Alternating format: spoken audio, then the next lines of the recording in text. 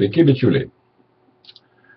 Šiandien kreipiuosi į nuogo futbolo orakulų lygos dalyvius, norėdamas priminti, kad jūs galite ženkliai pagerinti savo turnyrinę padėtį, jeigu jums pavyks atspėti, kas ir kokia tvarka šį sezoną taps 5 stipriausių Europos lygų prizininkais. 5 stipriausios Europos lygos, tai turiu galvoj Ispanija, Anglija, Vokietija, Italija ir Prancūzija. Kas taps šių lygų prizininkais ir kokia tvarka, bei kas laimės Europos čempionų lygą šį sezoną.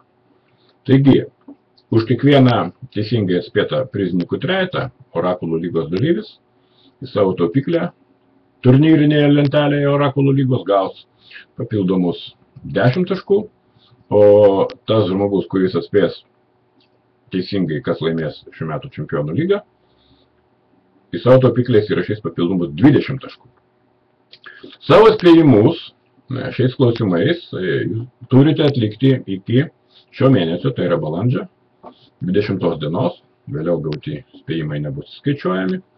Primenu, kad orakulo lygos sezono pabaiga yra laikoma čempionų lygos finalo diena, tai yra paskutinė diena, kai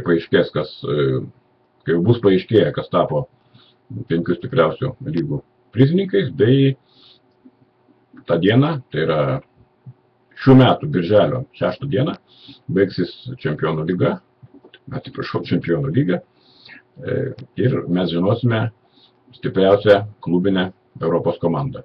Linkiu gerų spėjimų ir gero savaitgalio.